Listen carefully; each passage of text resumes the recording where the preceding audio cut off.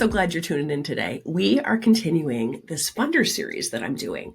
And so, as you know, a couple months ago, I had the privilege of being on a panel with the Chronicle of Philanthropy, along with another funder. We were talking about securing general operating revenue. And what was so interesting to me were the questions that were coming through the chat about what, can we do this with a funder, specifically an institutional funder? Can we not do this? But what about this? And I thought, oh my gosh, what an opportunity to speak directly to funders and ask them questions about misconceptions and really try to break down some more of those walls. And so today you're going to be hearing from John Tracey at the Simons Foundation and Science Sandbox specifically. And this is our second installment of 4 funders that we're talking to. And what I think you're going to just love John's very practical and authentic storytelling and sharing. And so as I've said in most of these, I'm like, don't everybody who's listening to this, reach out to John and ask for funding. Maybe you will, I don't know. But my point of this is take what he's saying and apply it to your own relationship with the funders. I'd love some really practical advice that he gives. The Simons Foundation and Science Sandbox specifically, they're really working at that intersection of science and culture and art. And it's such an interesting area of work. And I love hearing not only how they're funding, obviously financially, but also how they're coming alongside amazing leaders and investing in them in so many ways. So I think you'll enjoy this conversation in this funder series. Let me know what you think. John Tracey, thanks for being on the podcast today. Thank you for having me, Sherry. Glad to be here.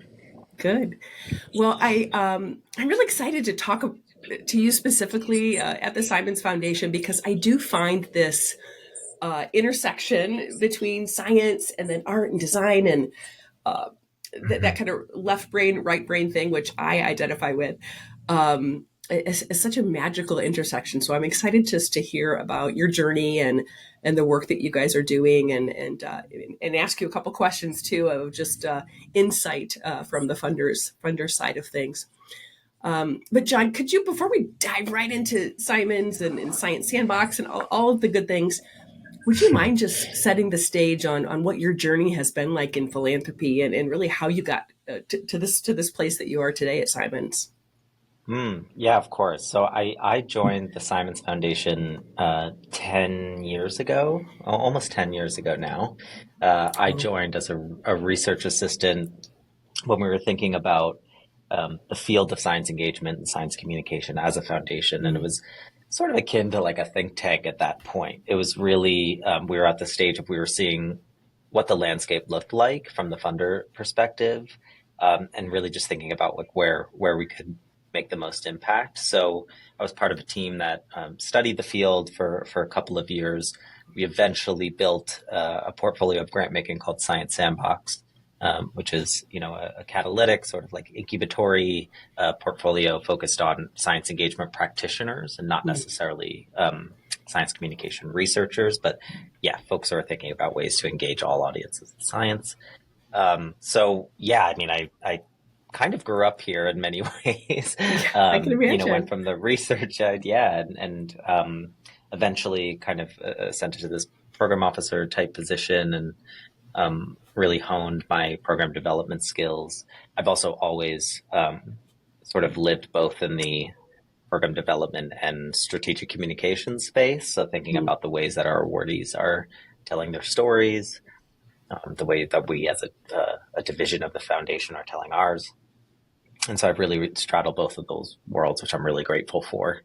I had gotten started in philanthropy. I worked in nonprofit before that. I worked for a cancer research organization, really learned and gained an appreciation for that, for all, better and worse, that all hands on deck mentality that often comes with a job in nonprofit. Exactly. Yeah.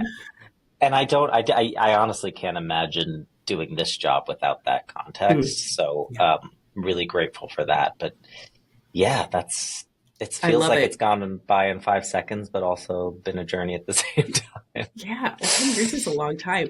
I do feel like I want to just learn more about Simons and specifically Science Hmm. Sandbox, but I do feel like from our shared contact, which is an amazing organization, the Simons Foundation and Science Sandbox has so generously invested in.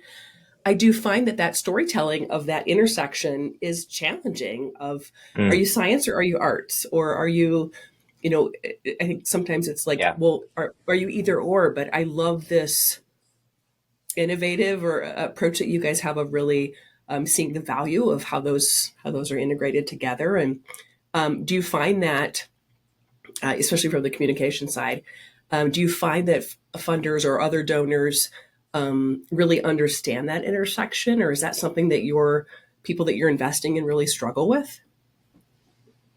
I think so. I mean, I don't know that every funder does. I think often when you Sure. when you look at the landscape of like science engagement funding, if you want to call it that, it's at Yeah. least from what I've seen, it's typically around, you know, career readiness or workforce development or getting Yes. more kids of color or girls like interested in STEM fields, which obviously Great. is a really laudable and great goal. For us, that's not the specific endpoint. We're really thinking about, to your point, like science as part of culture. And Yes. I think I definitely think our grantees get that. I think it's breaking down this sort of harmful narratives around what a science person is, Yes. or who a science person is, and this idea that you have to be a trained scientist to appreciate it or understand its presence or role in your day to day life, Yeah. right? Like that's something that we collectively, both on the funder side, but with our community of awardees, work to sort of deconstruct. And I think if you're serious about the idea of science being part of culture, you Mm. have to be serious about organic, authentic demonstrations of that, right? So it's not about Right. tacking on science to an existing program. It's about uh, drawing genuine connections between the two. And I think Love that. obviously a number of our awardees do that. Yeah, so good. And then John, do you feel like, I mean, 10 years, I feel like in philanthropy is a very long time, especially working on this project. Um, I would say like usually I ask people like what has changed like the last few years, but like Mm. what does it look like, or what's that evolution been? Has it been post COVID? Has it changed even more, or do you feel like or it's been fun to kind of watch the ride of organizations who maybe it was more unique then and now it's a little bit more mainstream. Like what's that been like? Hmm. Yeah, I think from the funder side, I think I've noticed less formality, I guess, when it comes to things like reporting or Mhm. uh, when we think about like earmarking funds for our support. I Yeah. think that has sort of there's been more unrestricted support, and that's true of us, and I think it's true of the field. And also Yeah. thinking about what we're asking of awardees when we're asking them to report on milestones that in some cases, were developed 2, 3 years ago, right? And Sure. realistically are no longer, especially in a post-COVID world, no longer Yes. viable. Um, so I think that adaptability is crucial on both sides, and that's something I've seen. But um, there's also been real challenges. I think I don't like in the live event space, for example.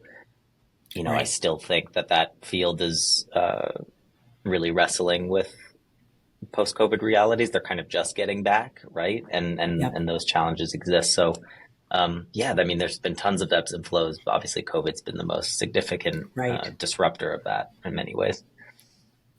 Would you say that the shift to more general operating support is something that like it shifted and now it's stuck because it just makes sense, or are there other things like that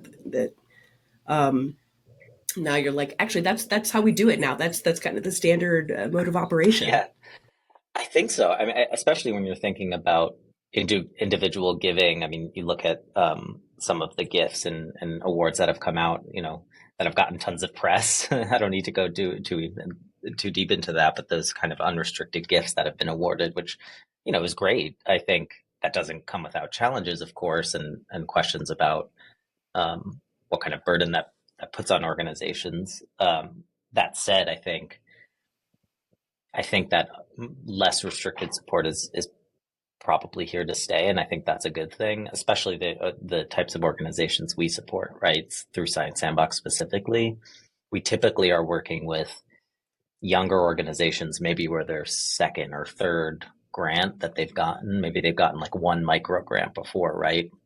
They're still figuring out what kind of organization they are and want to be, and it would, in many ways, it feels silly to put too many restrictions on that. So for us, that serves our mission quite well. So, John, you're speaking my language on the general operating revenue, because I mean we've always known it. This is where I love that you've also been on the nonprofit side, that nonprofits can't do more on less. We've all known that, especially small organizations like you're mentioning, and they need that flexibility of funding. And so I do love that. I love seeing that organizations are like Simon's are really standing in the gap for so many amazing nonprofits that really do need that flexibility, especially as a small or even startup or Mm-hmm. growing organization.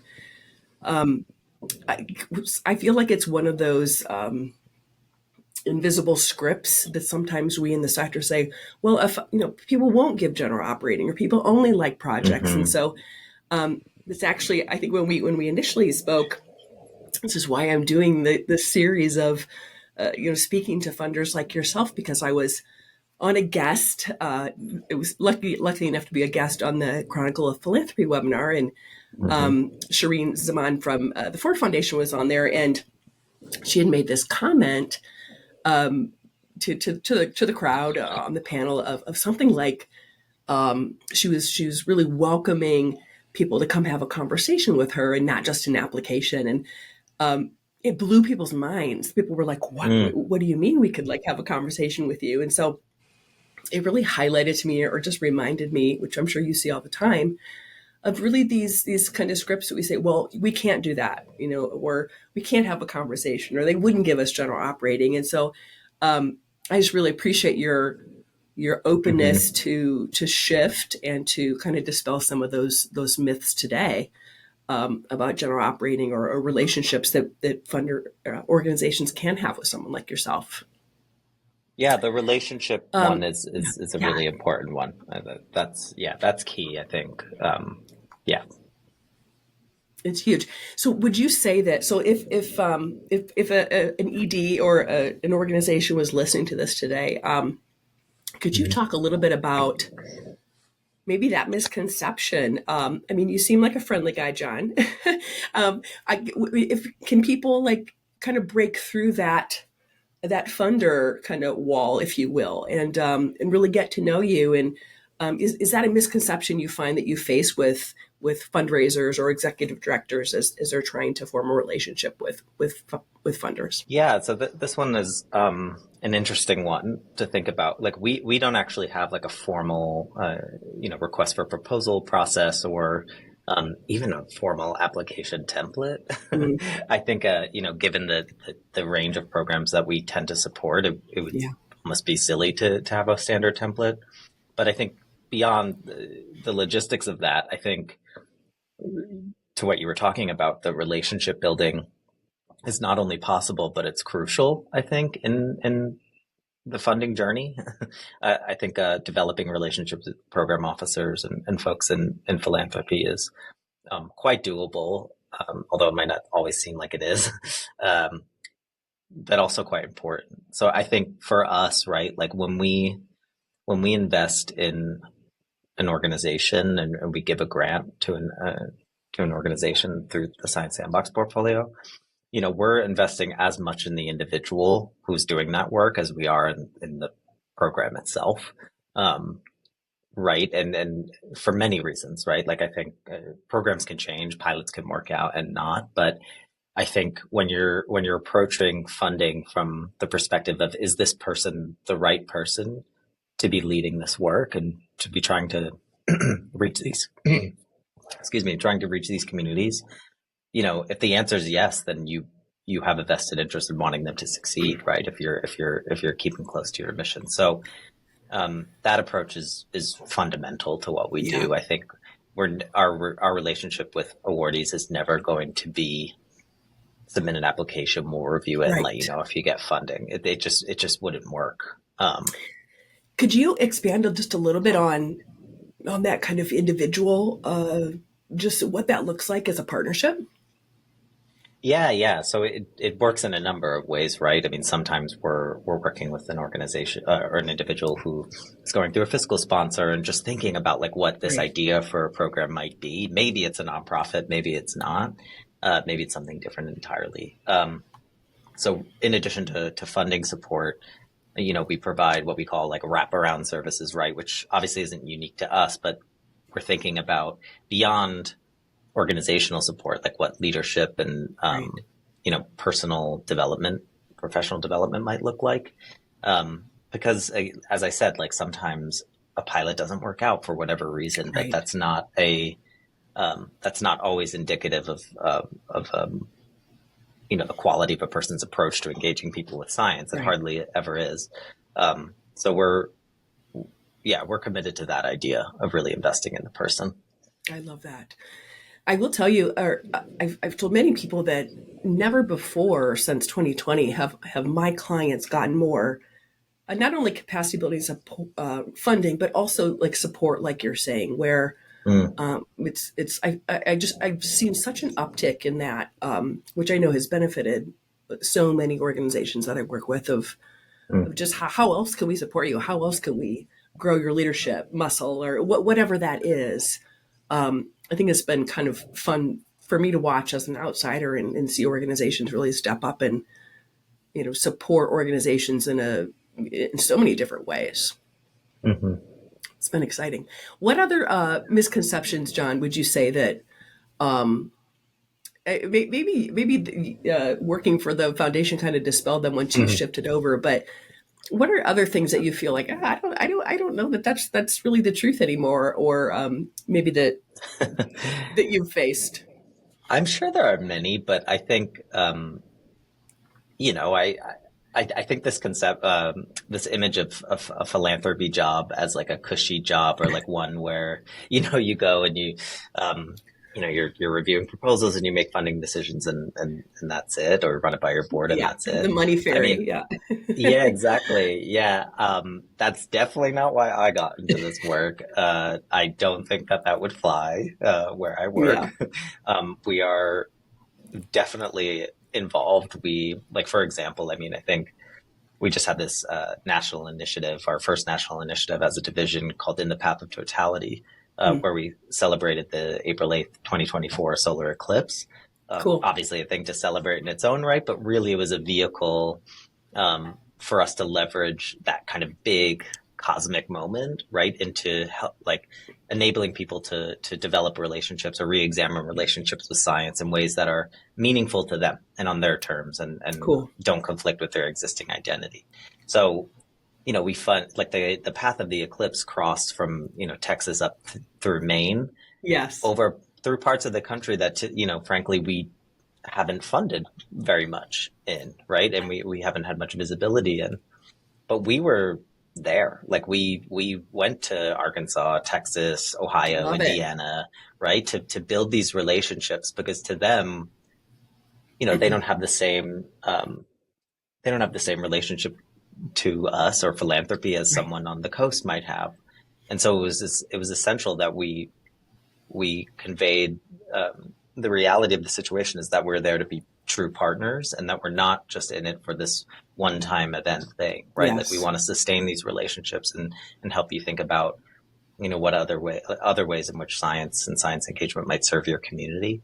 So, we spent better part of 2 years on the road doing that Wow. work. So, um, and to me, like to do it any other way, and I know I speak for my team, would just be antithetical to our feelings about what Right. philanthropy can and should do, right? Like Right.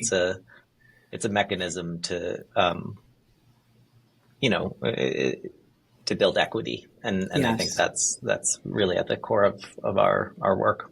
Perfect example. I love that. And I do hear people say, well, I'll go into the funding side because like insinuating that Yeah. is easier. So I It's will not without correct its them. perks. I will certainly not Yeah, yeah. say that it Yeah, doesn't you're have not going the. back, but yeah. Um, Maybe not yet. yes, but Now, I don't get the sense that you're just sitting over there handing out money all day long and not working exactly. working hard. Now, John, did you go somewhere for the eclipse, or were you out in the middle of Yes. Indiana or anything?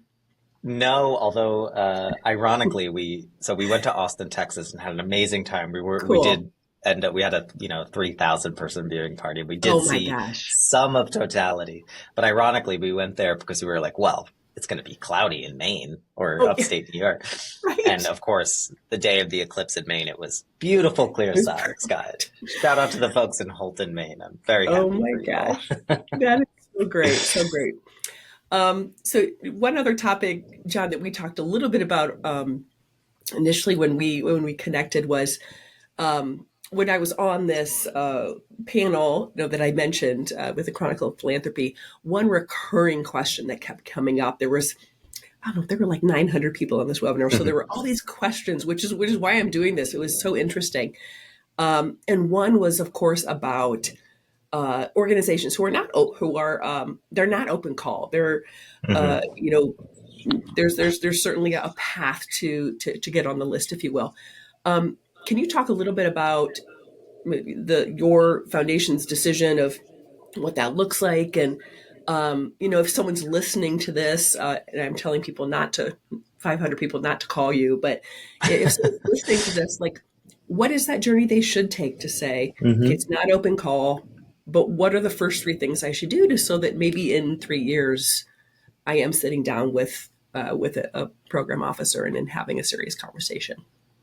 Yeah, absolutely. I think, well, first I should say, like, so the foundation does do open calls. Great. Just speaking as the Science Society and Culture Division, we do them occasionally as a division, but not always, right? And I don't think that they are without their utility. They certainly have utility for sure. I think, when you think about the work we do at Science Sandbox and really thinking about who has traditionally benefited from philanthropy and who Mm. are the types of organizations who have traditionally got funding, can we rethink that a bit and fund organizations directly or individuals directly who may not have traditionally benefited from philanthropy funding? So in that sense, an open call doesn't make tons of sense for us, Yeah. right? Because Right. we more or less know who's going to apply when we do them, and we have evidence to back that up, right? We've done them, and Yeah. the people who have applied have been more or less who we thought would, and we love them, and they're doing Of amazing course. work, and we support their work in many ways. But I think in terms of how you get on our radar, as it relates to Science Sandbox. Like, we say on our website that we don't accept unsolicited proposals, and that's true, but that's mostly because, to tell you to submit an unsolicited proposal would sort of be a fool's errand. Like, Yeah. it's, you know, there needs to be a conversation about what our priorities are and what yours are, and before that can even get to that stage. Back to the That conversation. said, exactly, Yeah. exactly. That That good. said, Good. like, I'm on LinkedIn. My DMs are open. We have an outreach at simonsfoundation.org email address that people, surprisingly don't use that much, but they certainly could. And when we hear about ideas that are interesting, um, we don't ignore them on Yeah. principle that we don't accept an unsolicited reach out, right? So that's sort of like a line that Love we it. walk. Like, we don't want to be inundated with proposals, but we're always open to ideas. John, I feel like even like the nugget of the simple advice of, well, I'm on LinkedIn and you can Right. message me or be a human and email me. Like, I think a lot of people are afraid to do that or think I shouldn't do that. hmm hmm Like, that seems like such simple advice, but uh, I mean, I feel like if someone reached out to you and said, "Hey, we do this, and this is kind of interesting. Would you be open to a conversation?" I would, yeah. And I Yeah. think I value honesty, if I immediately know it's not a right fit for us, I will say that just Yeah. in the, I know everyone is incredibly busy. I'm not here to Yes. waste anyone's time. But I also think like this, there's an inevitable, almost inherent power imbalance when it comes to like funder grantee relationships. And I don't want to discount that at all, but Sure. um, that's certainly not something that I lean into. Yes. I'm aware of it. It's important to be mindful of it and adjust your approach accordingly, but it's not something that I guess lean into and Yeah. lean on. Um, so all to say, yes, I'm certainly open to a conversation. Okay, good. And again, I'm telling people, do not, I don't want you getting 500 DMs from them. Point is, go ahead and be authentic and reach out and just ask a Totally. question. Yeah. Um, so John, what does kind of that ideal, like if you can think of, just a deep relationship, a win-win, with an organization that you're involved with right now, like, can you just Mm. maybe, I don't know, tell a story or just share like, gosh, it's such a good, tight experience from both sides. Can you just kind of talk us through that and say, man, if every one of them was like this, it'd just be, it'd be even more exciting to go to work every day. Yeah, I think to your point about authenticity, I, what I want to preface this is that I know it's difficult to get to a point, especially with your program officer or whomever, where you feel like you can be uh, authentic or honest even about Yeah. the challenges you're facing because you're especially the organizations we work with, you're worried about keeping the lights on, so to speak, for the Yeah. next Yeah. year, and that's very real. Um, that said, like I think a relationship that is, and again, this takes work on both sides, certainly on mine, but that is transparent and surfaces challenges is always an important one, even if it feels like it's going to take this substantial reallocation of funds or whatever to shift. Um, we'd much rather have that conversation than a conversation in a year's time where it's like, okay, well, Right. why have you gone radio silent? What's going on here? It's either there's something you're dealing with that you haven't surfaced, or you've lost interest in engaging with our awardee Yeah. community. So it raises Mhm. flags. It's going to raise a flag no matter what, right? So, Yeah.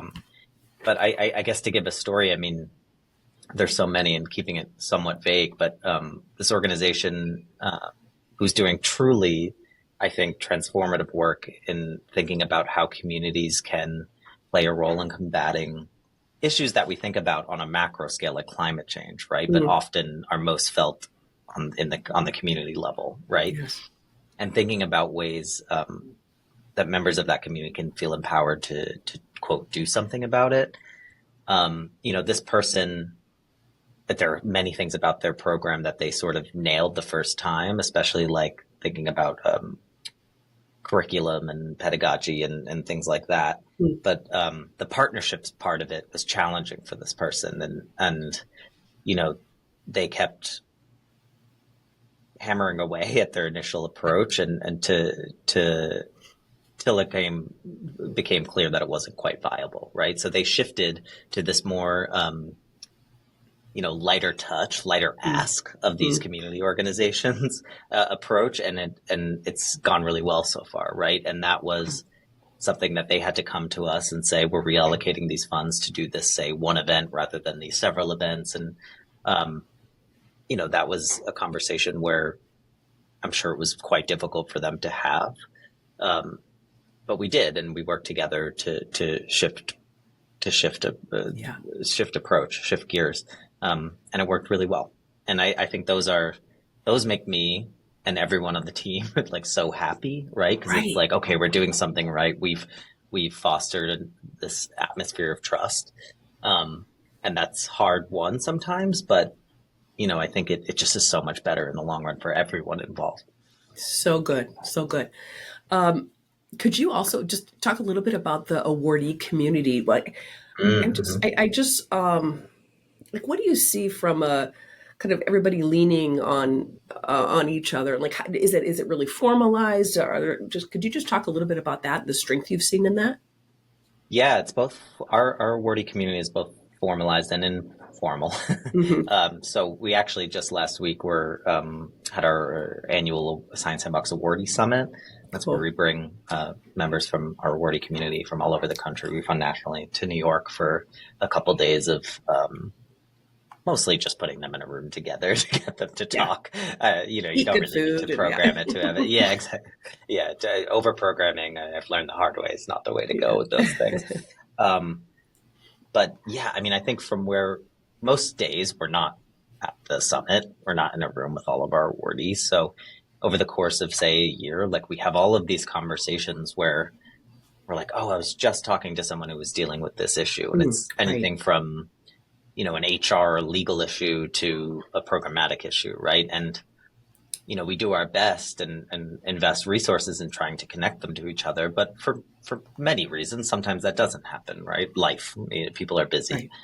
Right. So that convening is such a beautiful and useful way to spend a couple of days because it allows us to connect those dots that we've been seeing all year. Yes. And that's important. And then there's other kind of lower touch ways we do it. I mean, obviously we have a grantee newsletter, we have Slack channel.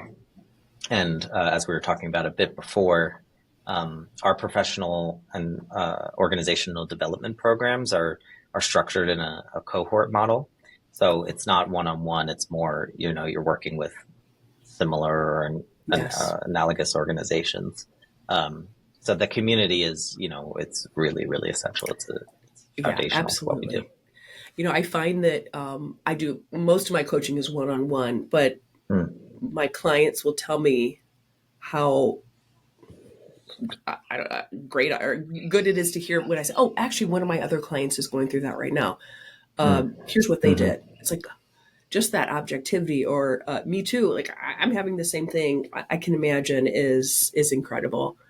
Yeah, I mean, it's what we see that as like a real responsibility, right? Like Yeah, as people at this sort of like 30,000 foot view of our yeah. community, like it would be quite silly not to try and connect those dots when we can. So You're that's so that's really right. important.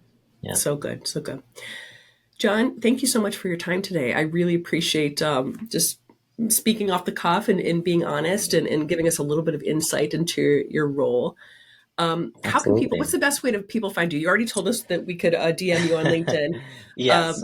Yeah, tell us how we can find Science Sandbox, everything, all your contact information. Yes. So it's funny because I think our social channels might change as we kind of went through a I'll rebranding with the relink them if that's foundation. But okay. Yeah, yeah, exactly. But we're on Twitter, we're on Instagram at Science Sandbox, but or Simon's Foundation, um, simonsfoundation.org/outreach. We're on there. Our email address is there, and you can find anyone great, on our team on LinkedIn probably. I good, think. good. You're going to get a lot of new followers, I think. Oh gosh. No, Great. that's Well, great. thanks. We I love it. We really welcome it. appreciate your time and especially just the work that you're doing. And I know how incredible it's been to even my clients. So thank you for that. Appreciate it.